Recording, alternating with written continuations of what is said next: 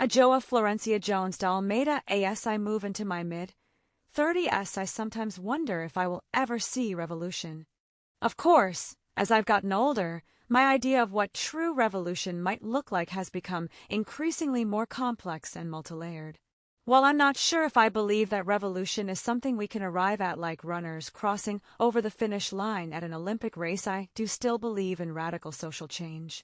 These days I've been drawing most of my inspiration from what I see happening in Latin America and Mexico, Argentina, Bolivia, Venezuela, and Ecuador, to name a few.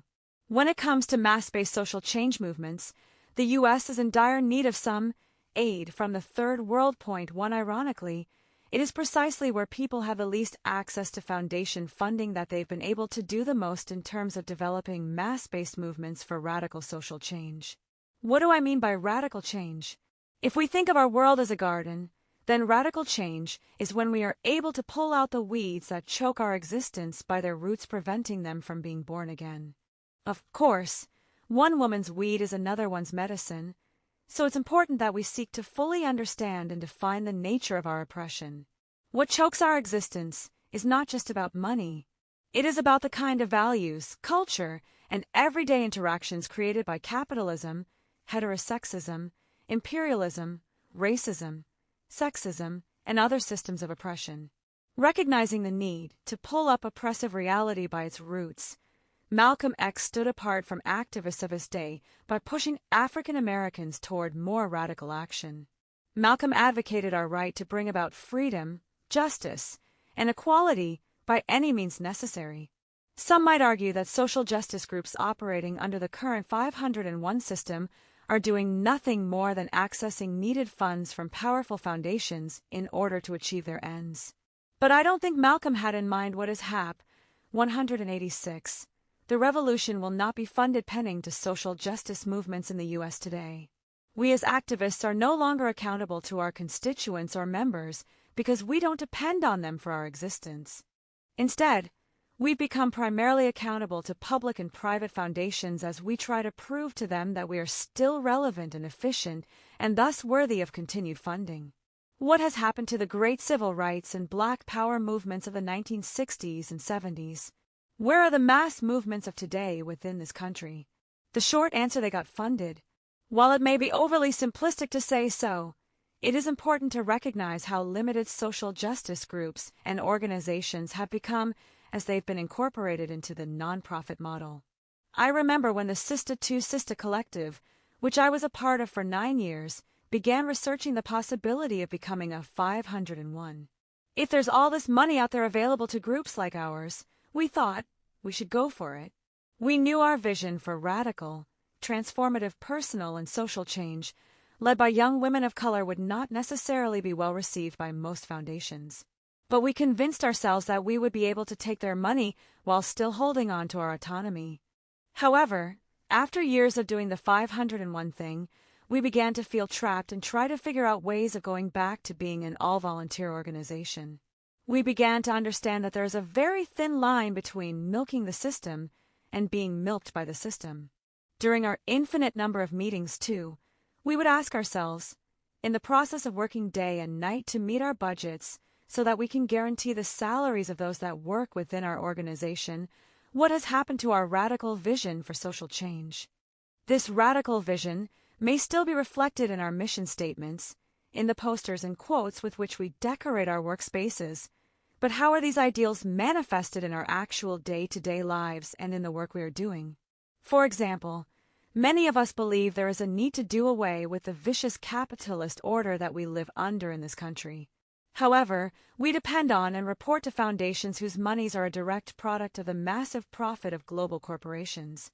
They give us an insignificant percentage of the profits they make at the expense of millions of people struggling against the same oppression we claim to fight against in our statements of purpose. In theory, foundation funding provides us with the ability to do the work it is supposed to facilitate what we do. But funding also shapes and dictates our work by forcing us to conceptualize our communities as victims. We are forced to talk about our members as being disadvantaged and at risk, and to highlight what we are doing to prevent them from getting pregnant or taking drugs even when this is not, in essence, how we see them, or the priority for our work. This is not to say that no one benefits from our work, of course, many do. But if what we want is to bring about a fundamental change to the way our societies are structured, then what are we really achieving? The means we have chosen are deforming our end. If we're not careful, what we create won't be what we had originally envisioned at all. And what have we envisioned? Perhaps the real problem is that we don't spend enough time imagining what we want and then doing the work to sustain that vision. That is one of the fundamental ways the corporate capitalist system tames us, by robbing us of our time and flooding us in a sea of bureaucratic red tape, which we are told is a necessary evil for guaranteeing our organization's existence. We don't have time to stop and collectively reflect on the implications of this. Why are we so concerned with saving organizations if they are not fully able to truly address the root of the problems we face? Often we know that something feels off, but we feel stuck because we don't have time to imagine how we might do it differently. We are too busy being told to market ourselves by pimping our community's poverty in proposals, selling results in reports, and accounting for our finances in financial reviews. In essence, our organizations have become mini-corporations because on some level we have internalized the idea that power, the ability to create change, equals money. The current nonprofit structure is based on a corporate model, just as most of us organize our economic lives along corporate structures that are totally integrated within a larger dominant capitalist order, through our bank accounts, consumption patterns, and the taxes we pay. Because of this, it becomes harder and harder to entertain the possibility of restructuring our lives in a radically different way.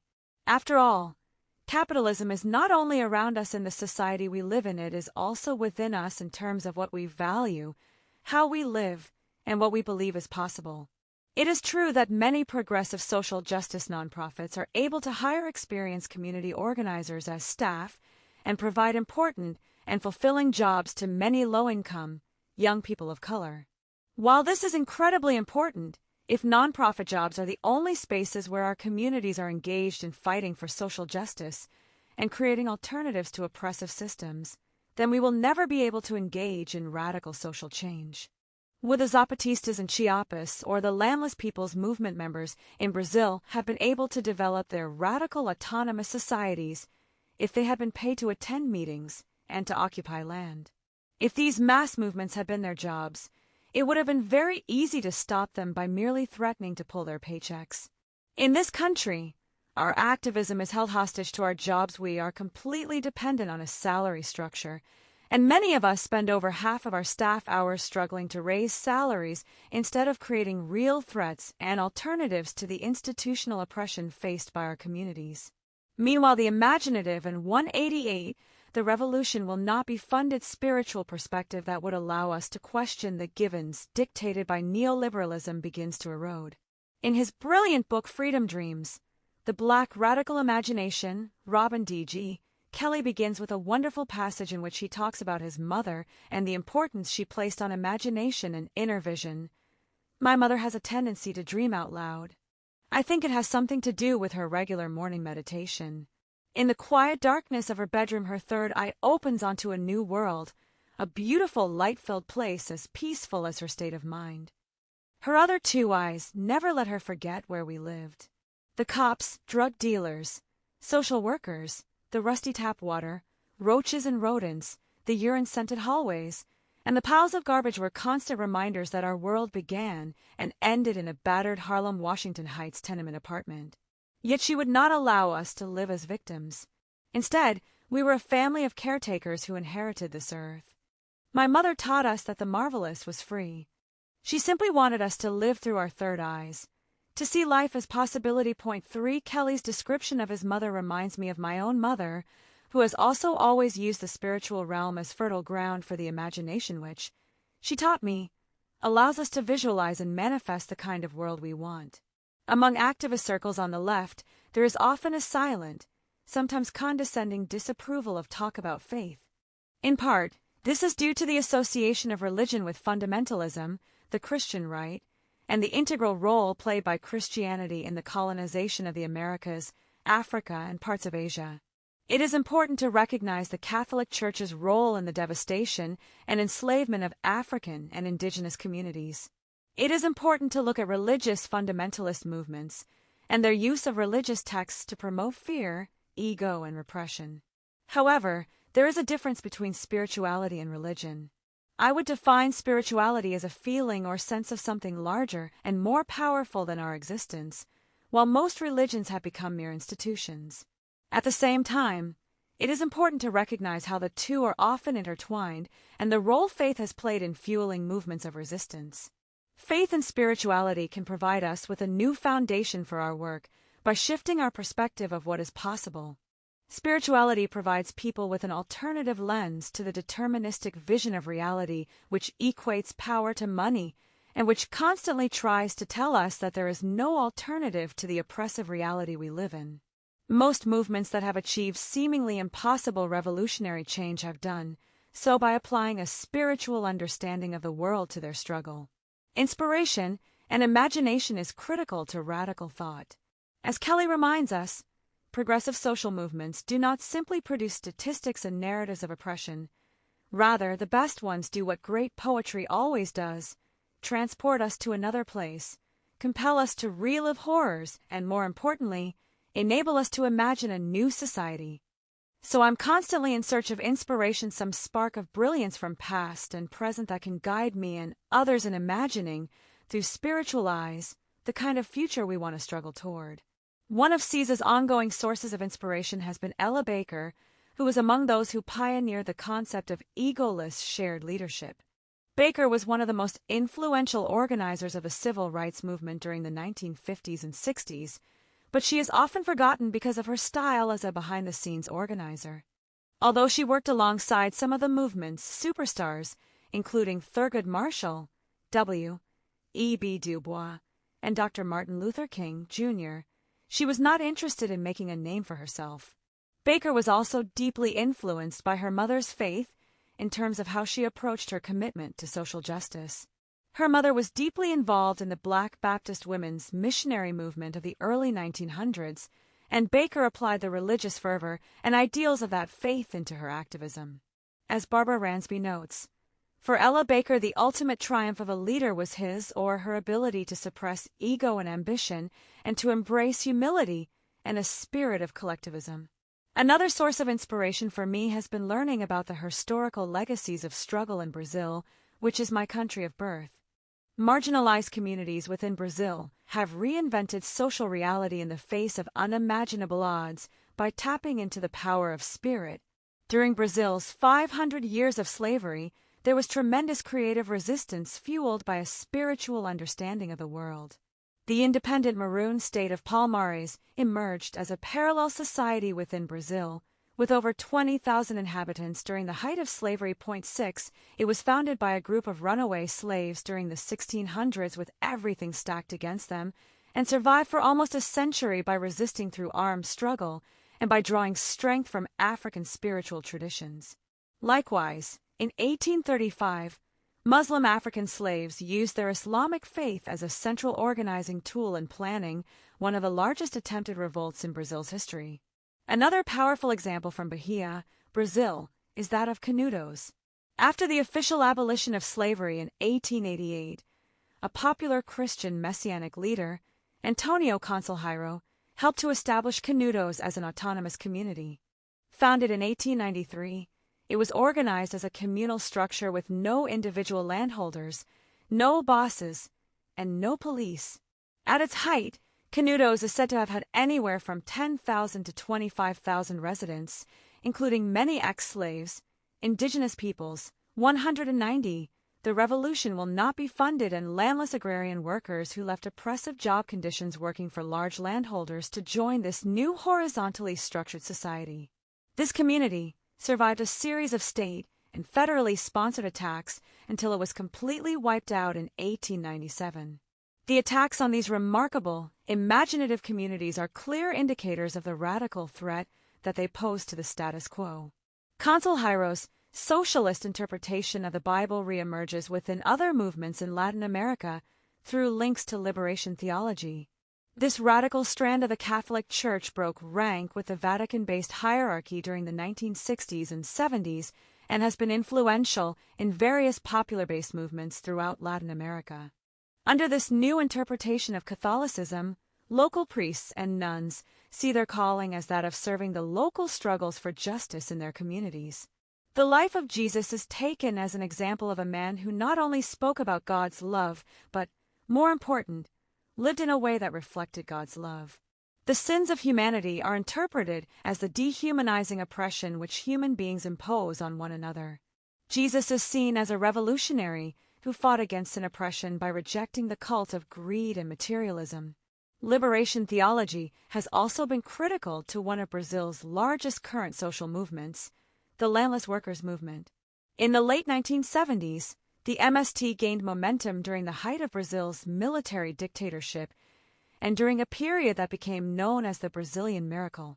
While the modernization of the nation reached new heights, rural farm workers and sharecroppers increasingly found themselves displaced by the mechanization of agriculture. 7. This led to increased protests and many deaths amongst rural communities across Brazil. In 1979, the MST was formed by landless farm workers who occupied a piece of land in the Encruzilhada Natalino with the support of church organizations also based in the liberation theology movement. During the 1980s and 90s, the MST grew tremendously and continues today in advancing a radical, participatory, socialist vision for land reform in Brazil. Today, more than 300,000 families have won land titles to over 15 million acres after MST land takeovers. MST communities have spread throughout the country and can be found in 23 of Brazil's 27 states. 8. What is most powerful about this movement is that it has gone beyond the question of land to address the more fundamental question of how to structure the societies that are being created within the settlements and encampments in a manner that reflects their vision of justice. This means that much of their work is about restructuring social relations, including how decisions are made, as they create their own model for schools, community safety, gender equity, economic cooperatives, and other essential frameworks for everyday life. Some of the lessons and obstacles shared by participants in his article, The New Revolutionary Peasantry. According to Petras, there were close to 350 delegates from every country in Latin America, with the exception of Uruguay and El Salvador. At one of the plenary sessions, the Brazilian Catholic priest Frei Beto asked the delegates how many had been influenced by religious teachings. Noting that over 90% raised their hands, Petras suggests that popular religiosity, the fusion of biblical lessons, and religious values has had a direct effect in stimulating the new generation of peasant leaders, along with Marxism, traditional communitarian values, and modern feminism and nationalist ideas. Across these movements, there is an emphasis on integrity, faith in humans to transform their realities, humility, non-materialism, commitment, and sacrifice. While there are differences in how these elements are understood, these kinds of values are explicitly linked to the idea of divine love, which is seen as holding radical power that can transform any situation, no matter how hopeless it may seem. Love has the power to create miracles for those who believe. Whatever our traditions or beliefs may be, we can be strengthened by recognizing the radical principle of believing and living out our vision. In this way, we might discover ways to more fully integrate our personal and spiritual lives with the social justice work to which we are committed. During this same conference, the rise of NGOs was cited by many of the movements represented as one of the leading obstacles to their work. One Brazilian activist described the failure of the women of the MST to develop a common strategy at a Latin American meeting for peasant women. According to her, the meeting failed because of the manipulative behavior of the NGO professional women who wanted to control the agenda and limit it exclusively to international cooperation and to confine the struggle to exclusively feminist issues, which meant no support for agrarian reform, anti-imperialism, and anti-neoliberalism. These feminist NGO professionals are authoritarian and with a colonialist mentality. They have nobody behind them except their wealthy outside backers. This comment holds some important lessons for us in the U.S. For example, it illustrates how the nonprofit sector promotes the separation between feminist discourses from a broader class analysis. Because nonprofits are funded in large part by corporations, they can't afford to seriously question capitalism, so class issues are always relegated to the background. An Ecuadorian peasant leader had this to say about NGOs. I have no objection to overseas NGOs funding our land reform movement if that's what they're willing to do. What is offensive is their setting down their priorities and funding professionals from our country to come in and undermine our struggles. 12 and 192, the revolution will not be funded my experience in New York. I've also witnessed nonprofits run by professionals who come into a community and completely undermine local struggles that have been led for years by local non-professional activists by competing for funding and monopolizing resources. Because they speak the language of corporate nonprofits, they get the money regardless of what their relationship is to those communities.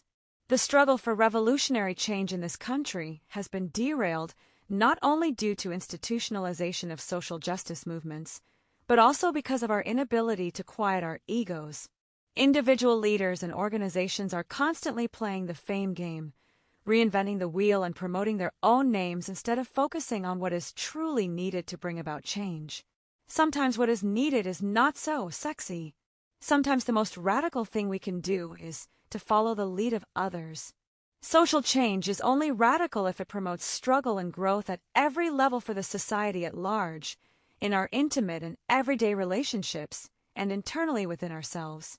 It's interesting to note the central role of horizontal, consensus-based, shared leadership in all the emerging revolutionary movements in Latin America. They are expanding the concept of what we traditionally think of as political work. There, the process of working for change and social justice is intimately linked to how people live their daily lives. That is what I think many of us at Sista to Sista cherish about the collective work that we are trying to do, even while understanding and acknowledging the many contradictions and challenges. It is thorough and integral, and it challenges us to try to model our vision for a different world. So often we are confronted by the lack of integrity and hypocrisy of those who do not practice what they preach. We are so trapped into hierarchical, corporate, nonprofit models that we are unable to structure ourselves differently, even when our missions advocate empowerment and self-determination for oppressed communities. When we begin to have the courage to imagine alternatives to the molds we find ourselves in, then we begin to practice what we preach. Our commitment becomes much more about the process we use to engage with our communities than about the work. Thesis truly radical.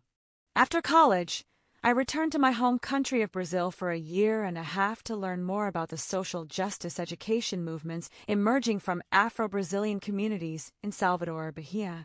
This was one of the most powerful experiences of my life and truly inspired me to struggle for both personal and a larger collective transformation at the same time. One of the communities I worked with is based in the neighborhood of Massaranduba Mangueira, which was built over a flooded area used as a dumping ground for the city's garbage. The houses were built on stilts over garbage and water, and the city's government never took responsibility for these conditions. However, over the years, most of the streets have been filled in with dirt and concrete because the residents took on the task of doing it themselves through the local residents association. For communities such as this one, which are totally ignored by the state, social justice is very concretely tied to the struggle for sewage systems, education, water, healthcare, and housing, to name a few. In the 1980s, the Residents Association, which is completely maintained and supported by community residents, decided to create a school for their children. According to Brazil's constitution, all school-aged children are guaranteed the right to an education.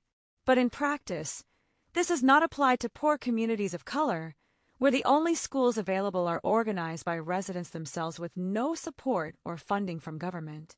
This community school, like many others in Brazil, grew out of the Residents Association movement. One of the association's founders is a trained Catholic priest who left the church because of his radical interpretation of the Bible and Jesus' life. He, with a group of women from the neighborhood, started a local community school that teaches 1st through 4th grades. The school's name, Community School, Educate to Liberate, aptly reflects its mission. One of the teachers and organizers, Ana Rosa da Silva, challenged the school's coordination team to reflect on issues of race and identity not only in the classrooms, but in their personal, day-to-day lives. The other teachers were not comfortable with their own identity, but had reached out to her because the children kept bringing up questions about whether or not they were black. The teachers asked Ana Rosa to take responsibility for bringing Afro-Brazilian themes into all of their classrooms. There was even the possibility of some extra funding for her to do so. She refused because, in her words, "I refuse to earn to work dealing with the question of black. For me it's a conflict because I feel that the work I do is a matter of life. It's a question that I work on 24 hours a day inside myself." 13 Instead, she proposed that the students, teachers, and coordinators all join a study discussion group to learn and explore together the significance of an Afro-Brazilian identity within their lives. They all did. What does it mean for us to be paid to do something that is, for us, a matter of life? Ana Rosa's words have always stayed with me and have inspired me to struggle to find ways of separating my activism from my paid work by trying instead to bring my activism into how I live my life. Ella Baker also saw the importance of separating what was for her a spiritual commitment to the struggle from activism as a professional career. Barbara Ransby, in her essay about the roots of Ella Baker's political passions, recounts that Baker often dreamed of one day writing her autobiography. Although she never did, she knew what she wanted it to be titled, "Making a Life, Not Making a Living." 14194. The revolution will not be funded. There is a very rich legacy to remember and study from the religious left coming out of not only the Christian tradition, but also the Yoruba Nego, Muslim, and indigenous spiritual traditions, among others. Even today, many emerging social movements struggling for radical social change continue to do the impossible because of their faith-based commitment to the practice of spiritual and material liberation. This approach to social justice is reflected throughout Latin America, not only in large-scale revolutions but also in day-to-day cultural and educational practices. If we look at different practices of spiritual development and discipline, there is a direct relationship between them and the power of the political movements that emerged from them. Both faith and political struggle require deep commitment from those involved. It is a way of living, a chosen path, and a prayer. While we can't ignore the pressures and demands of the material world around us, we can shift the perspective that dictates our reality. If what we want is a radical transformation of the societies we live in, we must begin to push the boundaries of the material world by allowing our spirit to move us even when what we see in front of us is a concrete wall. If we approach our work as a spiritual challenge, then we are no longer enslaved by the concept of money, and we are fueled instead by our faith and commitment to bring about radical social change, which is actually much more than just social. It is also personal and political, and about money and privilege, and about sexuality, race, and gender, and about the relationship between our minds, bodies, and spirit. Notes I for more about our need for social movement, aid from the Third World, see Refugio Collective, Rethinking Solidarity, Left Turn, May-June 2006, 9-11. 2. The SIS Collective comprises both staff and non-staff members and is responsible for making all major decisions by consensus. All staff members receive the same salary and are responsible for coordinating specific work areas also known as petals. In addition, staff members are also asked to volunteer their time as general members. CISA's young women members who have gone through a cycle of CISA's Freedom School become members of SIS squads, which help to coordinate the different petals within the organization. Squad members are also invited to join the collective when they feel ready. 3. Robin D. G. Kelly, Freedom Dreams, The Black Radical Imagination, 1-2. For Ibid, 9.